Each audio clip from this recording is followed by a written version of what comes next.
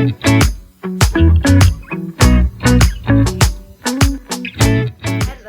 and welcome to Hank's Yarncast. My name is Casey and I'm the owner and operator of Hank's Yarn Parlour in Belfast, Northern Ireland. And I'm just starting this wee podcast because I'd like to talk to you about my knitting. Probably be a little bit of crochet in there as well from time to time, but definitely all things yarn. I also need to give a bit of a shout out to Natalie of the Lolly Bean Knits podcast.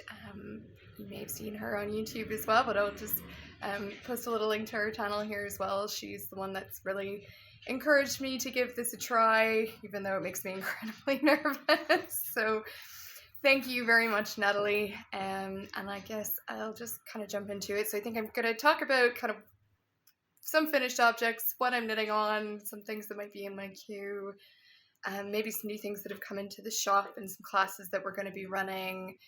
And yeah, I guess we'll see kind of where it goes from there. We're just going to kind of wing it and see what happens. So I guess the first thing I want to talk about is what I'm wearing. This is the Kaleidoscope Shawl by Justina Lorcaska. It's a triangular shawl. Just take it off here so you can kind of see it in all its glory. It's quite a large one. I tend to wear these around my neck like so. It's a mosaic pattern. So this beautiful little slip stitch panel, so you kind of got, pardon me, we'll start at the top. So it's knit, it starts with a garter tab cast on at the top here, and then you're increasing either side of this sort of spine stitch, and then at each end to form the triangle shape. So you're kind of going between these garter panels and then this panel with the mosaic slip stitch pattern, which is fairly easy to memorize. You're only carrying one strand at a time here, so you're not having to manage floats or anything like that on the back. I'll actually just show you what the back looks like quickly as well. So there's not like a whole mass of messy floats going on in the back, which is great. Now this pattern was originally kind of designed with kind of where I've got this green in here, I think should be, well, okay, sorry, I'm getting a little ahead of myself. I will show you which colors that I use this. So I used Kremke Soul Wool's Edelweiss Classic sock yarn. It's a non-superwash sock yarn. This is the remnants of it. So this is their warm orange colorway. I did also use their natural colorway, which is this sort of off-white. And then the green that I used is this one. This is Deep Forest by Fiber Spates, and it's a variegated green. You've kind of got some teals and some kind of moss greens in it. It's really, really beautiful. And unfortunately, it didn't quite show the pattern in, if I can just kind of do a bit of a close-up for that. You can't really see as much as variegation in the green in the shawl as I would have liked, so it's just kind of reading almost as a solid color. I'll pop up a photo here of a close-up of what this looks like on Justina's sample. So she has used a variegated, like a speckle kind of yarn, and I think that really shows off that kaleidoscope effect that she was going for a little bit better. I could be really tempted to make another one of these. It was actually pretty fun. It worked up reasonably quickly. So I'll show you some other ideas that I have for this shawl that I think if I were to try it again, it might go for. Kind of sticking in sort of fall, autumn vibes, because that's what we're getting into. I am really liking this combo. So this is sort of, again, orangey, charcoal, and like this biscuity color. I think I like to start these ones kind of picking the variegated yarn. So this one is by Inspiring Yarns. They are a local dyer. If you're not familiar with them, they're based out of Newtonards in Northern Ireland. They were formerly Giddy Ant Yarns. You might have heard of them. Anyway, this color is Jasper.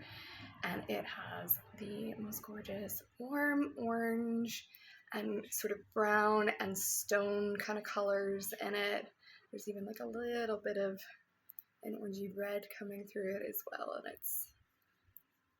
I absolutely love this. It's very kind of fall cozy vibes for me for sure. And there's a little bit of kind of that charcoaly grey speckle in it, which I think this I would use probably as the main color where I had the orange in my own shawl, and then use this sort of biscuit color as the background for the mosaic, so that the speckles of this one kind of show through. I think would be really, really lovely together. Again, that's also the Kremke Edelweiss Classic sock, and the charcoal, this is Isager's Highland wool, also another firm favorite. I absolutely adore this one. Okay, I'll show you a couple other colorways that I think might work for this as well. This is another inspired, these, spoiler alert right now, all of the speckles that I have in the shop are inspiring yarns, so you're going to see a few of them. This one is called Rock Pool, and it has some really, it's really kind of what it says in the tin, really. It's very beachy, kind of lagoon inspired, so you're getting kind of these like warm, sandy, stony kind of tones, and also these really lovely deep sort of navies with a little bit of kind of tealy turquoise going on in between. Really beautiful. And I thought that this paired up with these two. So these are just socks, sock yarn, 75 merino, 25% nylon, which by the way, so is the Inspiring Yarns. And this one, the lighter one, is called Quartz, and the darker one, this is Lapis. And I just think that the Lapis is really going to pull out the darker tones in the Rock Pool. And then also the Quartz there will give you just a little bit of contrast for those panels as well. And then I've got a third one here as well. These are two of Inspiring Yarns colorways. So this one is Seedling, and it's got a lot of really kind of pale turquoise minty and also kind of chartreusey greens going through it, which matches perfectly with Ostara, this beautiful green. And I think that these would work beautifully with the this one is called Thornton, and this is wool local. It's by Erica Knight, and this is a 100% wool. It's British breeds. It's a little bit more rustic than what the sock yarn is, but personally I don't have a problem with mixing the textures a little bit. I think that they will come out absolutely beautiful together. So there's a couple ideas there if you're interested in giving this shawl a try. It should have tassels. That's actually the one thing that I haven't finished off on this yet. It should have a couple of tassels on either end. And I think Justina put one in the center point of the triangle as well. The reason I haven't done the tassels yet, and I love a tassel, and I particularly love a good heavy tassel that so that when you're wrapping your shawl around you like this, particularly the ones on the end, kind of help weigh these points down and keep your shawl from falling off the back of your shoulders. And the reason that I haven't quite done that yet is I'm a little torn. You guys might be able to help me out with this.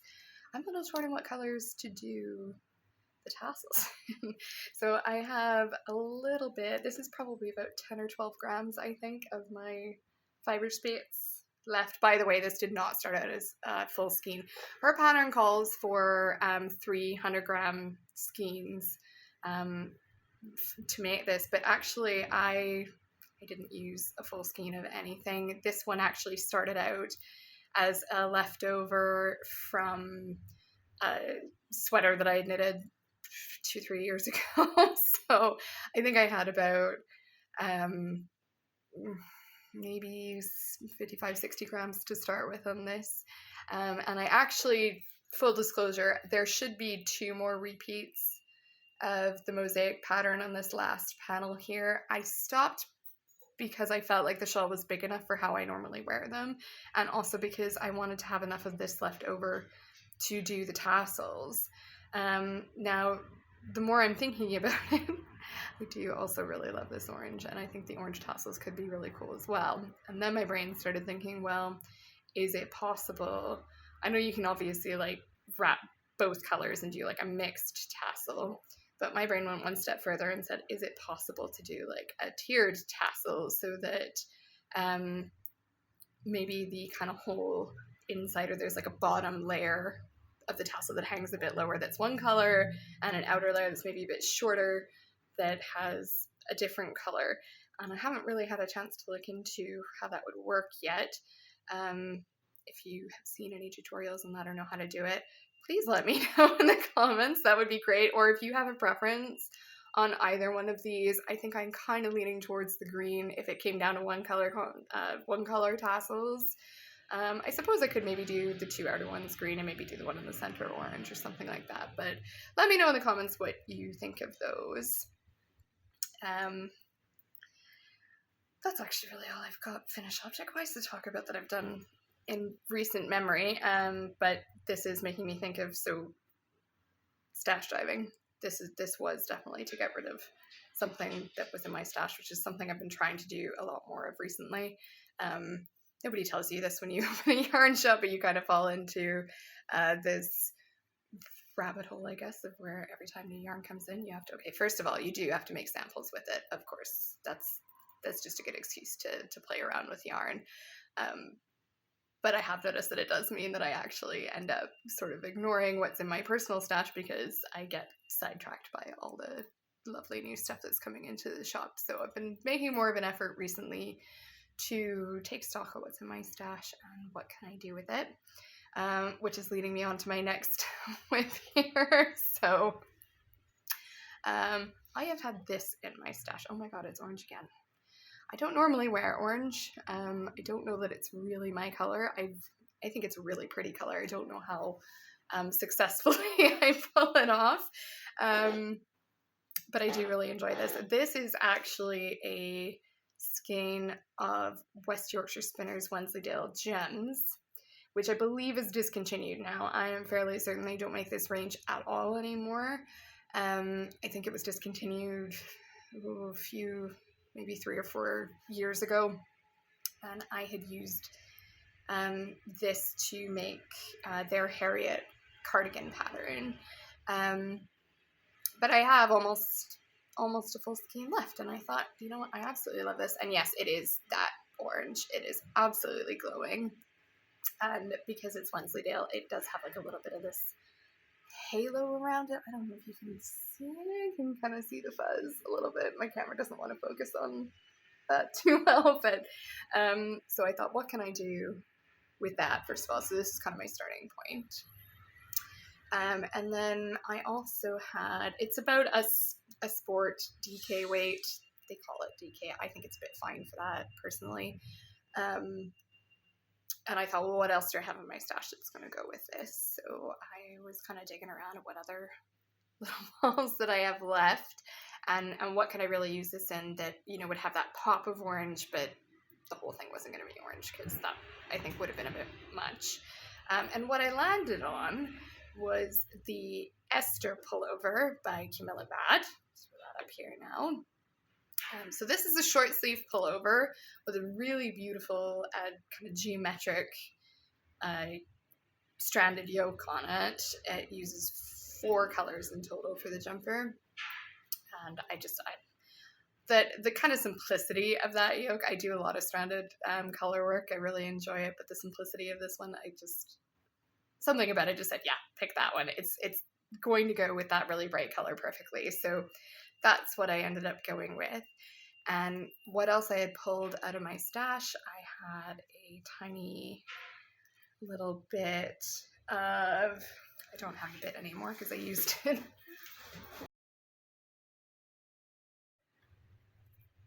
Okay, sorry, brief interruption there, but so I'll get back to it. I'll just show you the jumper in question as it is, so you can see the colors that I've picked. So I ended up having in my stash, to go along with this, a little tiny bit There's a little tiny bit of camel, and actually it's really not showing very well on the camera here, but there's a little bit of pink in here, which is the bit that I used up. So this is Rosario's for camel. It's a blend of wool and camel.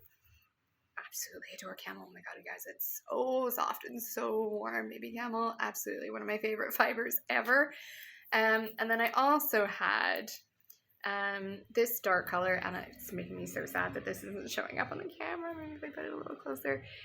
It looks black. It's not black at all. It's actually like a really deep, deep brown color. I've got kind of some in a ball here that it's almost like a little purpley kind of color, and it's got kind of this blend actually of like dark maroon, purple, and orange fibers in it, and it is so rich, so lush, and it's making me so sad that this is not showing up properly on the camera at all, but it definitely is like a really, really, really dark purpley brown color.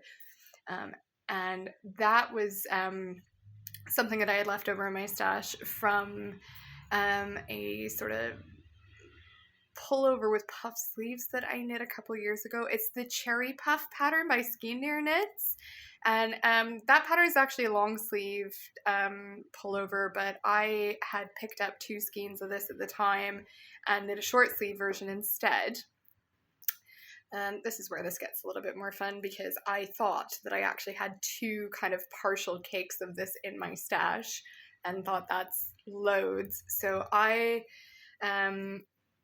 went ahead and got started on my jumper, and I actually knit a nice squidgy double collar on this. This is so dark so you can't really see it on the screen, but it's this really luscious double collar. I love a double collar. And I got all the way through the yoke right down to about here, where I had about 4 more rows to go with that color. By the way, this is John Arbon's Devonia DK, and the color is, what is the color called? Should have double checked this before. I think it's Cinder Glow is the color. So anyway, I thought that I had 2 balls of this, got it down about there, and went to get the second ball. And in fact, the second ball was not the same yarn at all.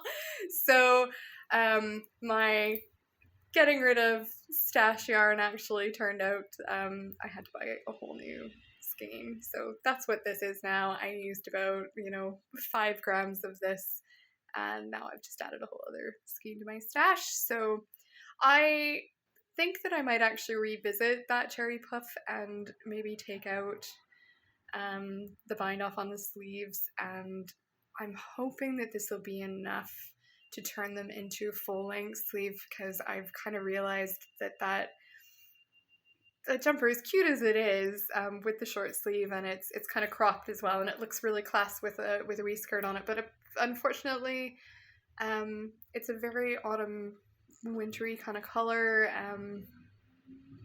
Actually, I knit it around Christmas time as well. I think I finished it New Year's Eve that year that I was knitting it, but anyway, it just kind of, the season for that, it's perfect color for the season, but the short sleeves aren't conducive to that season. I am definitely one of those people that is always cold.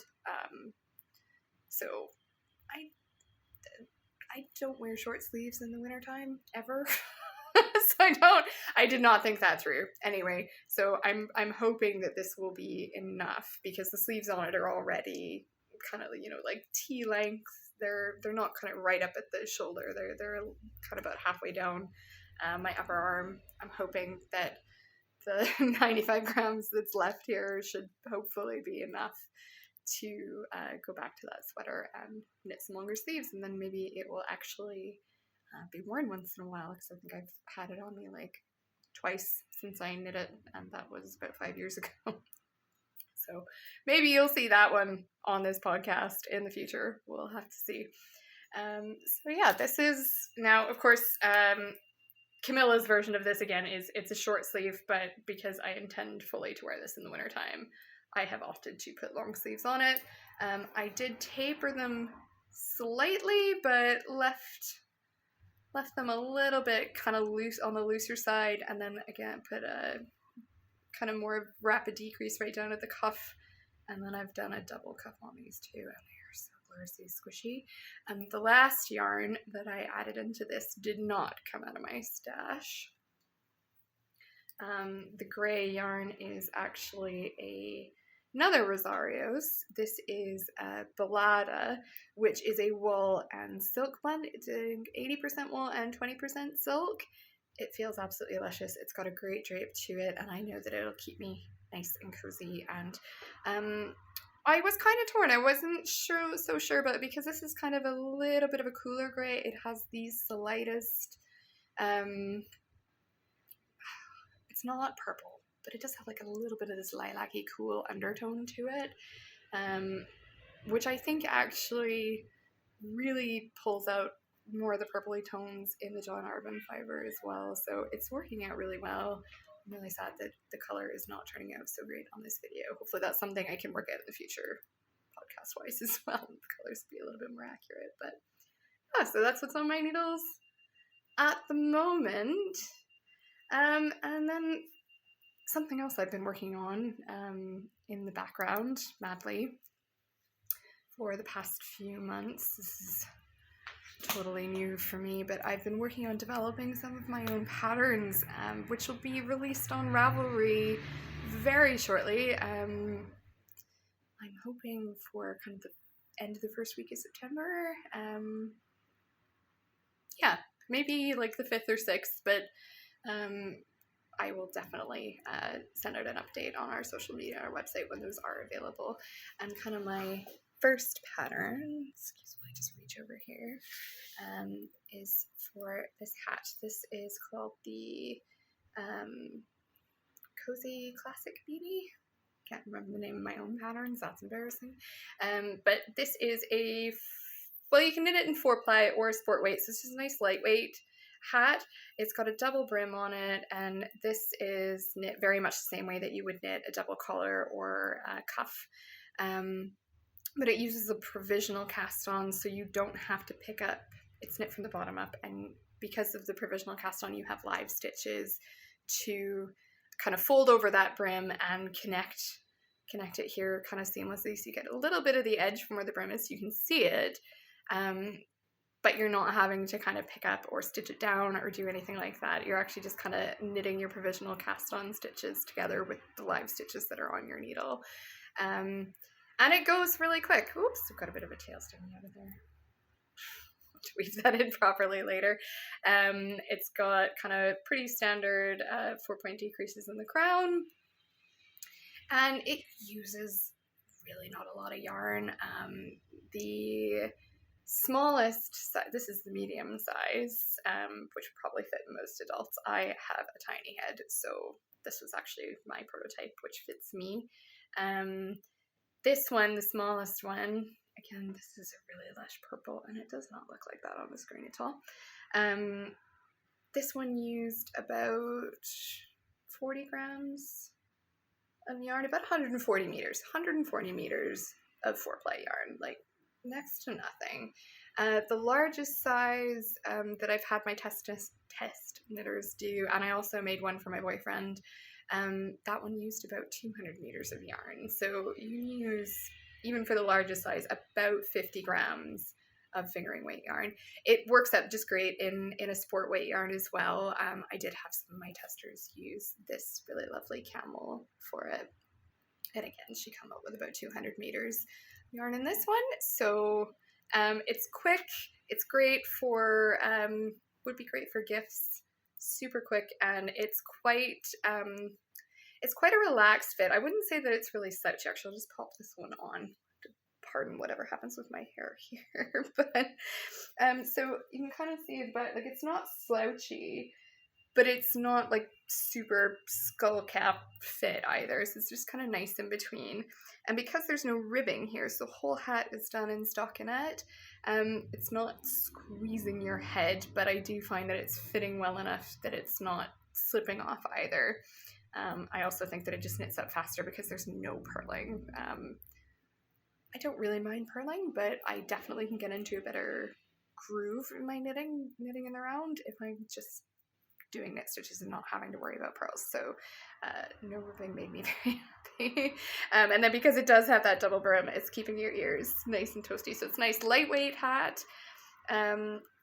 This one here is my original prototype. This is knit in the Amano Aini, which is 80% alpaca and 20% silk. It is drapey. It is lush. This is the softest thing in the shop. This is the only hat I own that I can actually wear all day without it irritating my forehead. If you've got sensitive forehead, a lot of people do find hats kind of itchy after wearing them for a little bit. That might be the yarn for you for that one. This one is knit in Issachar's Tweed, which is it's a wool and mohair blend, so you can probably see that there's just a little bit of a halo around it as well. It's quite soft, but it's definitely more rustic feeling than what this is. So sock yarn would work really great for this as well. Just kind of any the only thing that I will say is about using alpaca or superwash yarn for this pattern is that you might consider knitting it at either slightly tighter gauge or sizing down a little bit, because those yarns over time will stretch out and kind of, they're not quite as elastic. They'll kind of lose their shape a little bit. So you might find that the hat then is a bit too big or too loose.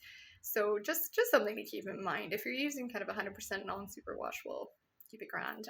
This one, alpaca silk, the silk's kind of holding it together a little bit better, but it has actually. I've been wearing this one for about 8 months now, and it has loosened a little bit, but not too much. So that is coming. I'm thinking about running maybe like a little cowl on that, so stay tuned for that.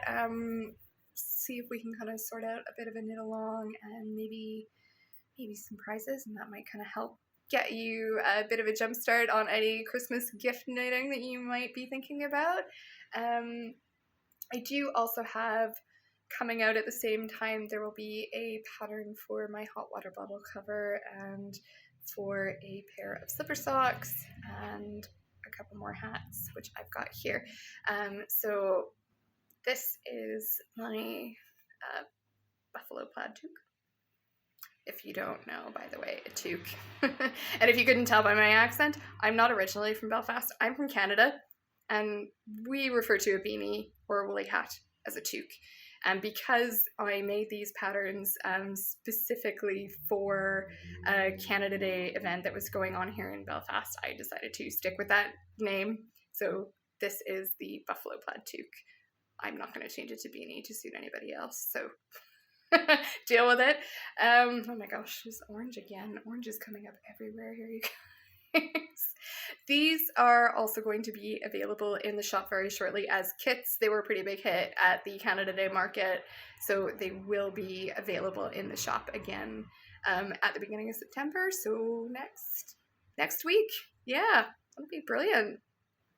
So get your hands on those. So if you would prefer to get the yarn yourself, the pattern will be available on Ravelry, but the pattern wool, the whole shebang, the kit will be available in store, and you can buy the kit with or without a pom-pom if you like.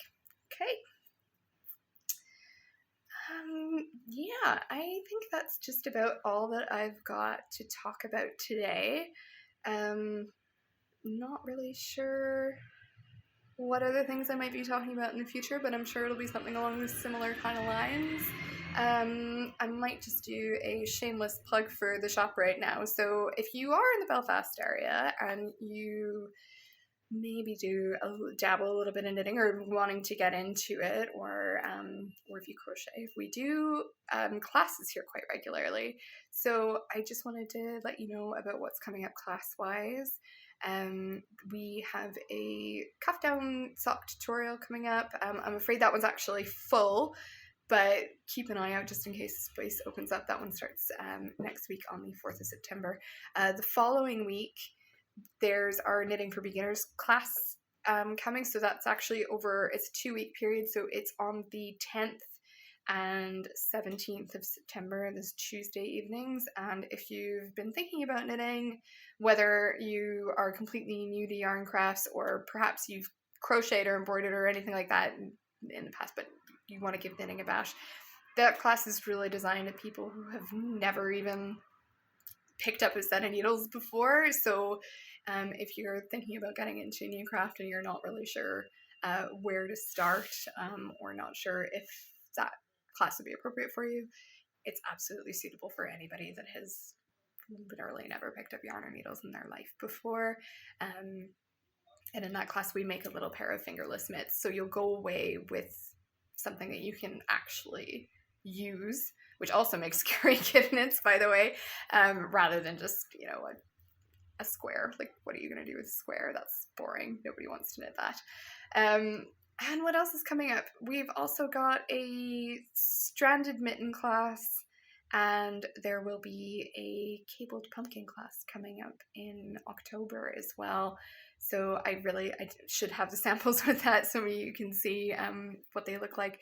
But you can check out all of our classes and events on our website. That's hanksyarnparlor.com/events. And you can find all the details for there and also the booking. And you can also find us on Instagram, Facebook, TikTok, and Ravelry at Hank's Yarn Parlor. So thank you so much for joining me if you're still here and you've had a nice little time with me. Maybe you're knitting as well. Go ahead and hit the like button and please subscribe so that you get a notification when the next episode comes out, which I'm hoping will be in about a fortnight's time, but the schedule's a little bit fluid and flexible right now. All right, thank you so much for joining me, and I'll see you next time.